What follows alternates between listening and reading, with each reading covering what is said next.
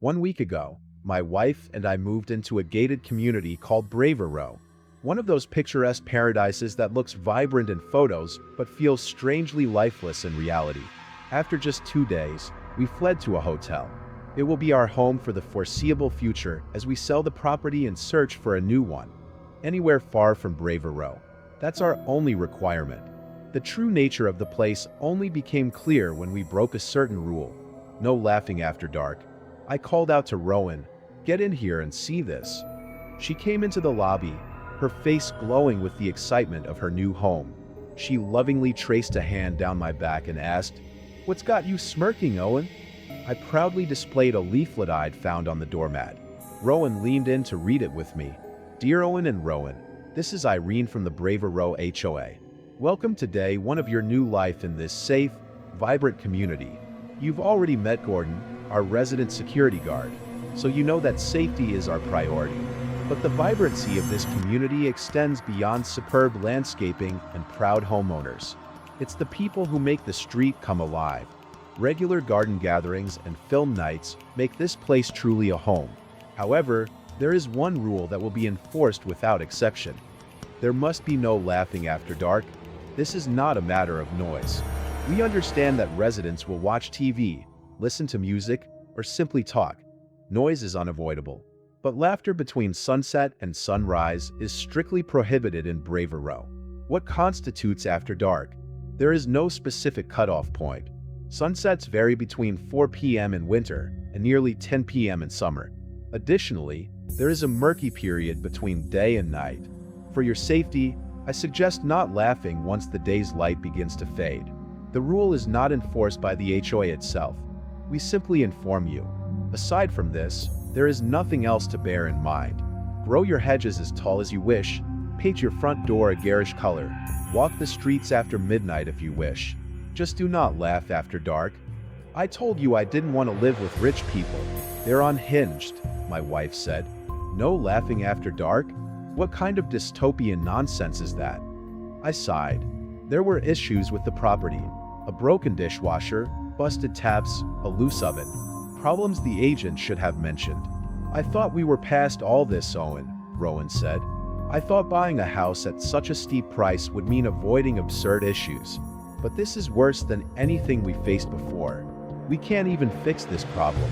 Of course we will, I sarcastically teased, maintaining a straight face as I embraced Rowan. We'll become joyless husks.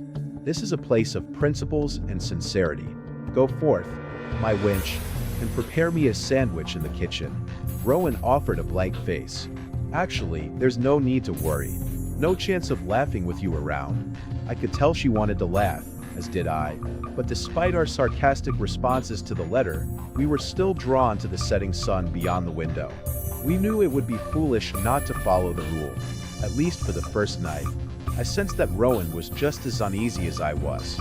There was something more unsettling about the rule, a sense of foreboding beyond mere HOA authoritarianism. Why laughter? Why that sound of joy above all others? It was too late to do anything on the first night. I decided to discuss the letter with the HOA chief the next day. I called as soon as I woke up. "Hello, Owen and Rowan. It's wonderful to hear from you," Irene answered, her tone bubbly. "How was your first night in Braver Row?"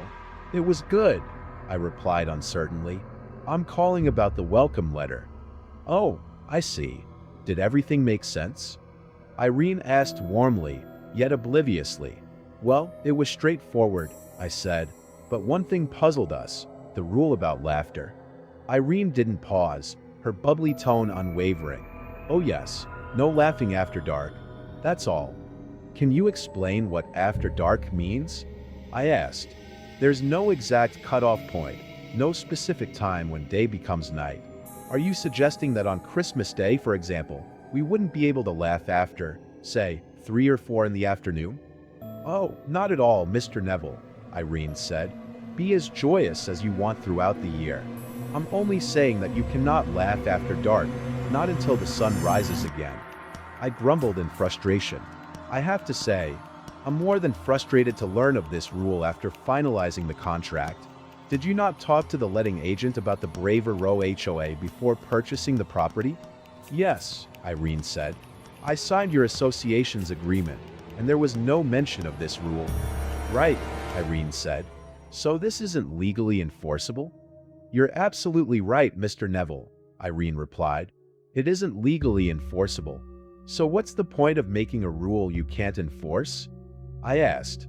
As I mentioned in the letter, Mr. Neville, the HOA didn't make the rule. We simply inform you. I see, I muttered through clenched teeth, tiring of the irritatingly cheery busybody. So what's the consequence if my wife or I decide to laugh after dark? For the first time in the conversation, Irene fell silent. Her hesitation was her only sign of humanity, the only hint that she was more than a pre-programmed series of chipper, dismissive statements. This is an amazing neighborhood, Mr. Neville, Irene said solemnly. The 50 residents of Braver Row lead happy lives, and I hope you join them. But we've all had to sacrifice something for such peace, such security from the outside world. And that something is laughter, only during those dark hours of the day. That's not an answer, Irene, I said. What would be the consequence? I wish you had known the few poor souls who received an answer, Irene replied coldly. If you had, you wouldn't be asking questions. You wouldn't dare laugh ever again. Irene's cheerful demeanor vanished as she abruptly ended the call. I was left sitting in my study, ignoring messages from my boss and coworkers.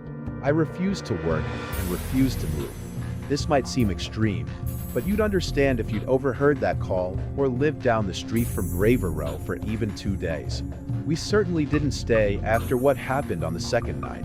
I was jolted from my trance around 9 p.m. Rowan had just returned from a late night at the hospital. The slam of the front door finally snapped me from my paralysis. Still, the sudden return to reality didn't ease my worries about the call with Irene. I didn't dismiss the rule as mere HOA control. No, I believed the old woman. I believed something awful would happen if we laughed. I didn't know what that something might be, but I wasn't going to wait for an answer. I wanted my wife and me to sell our home and find a hotel for the night, sorting everything else out later.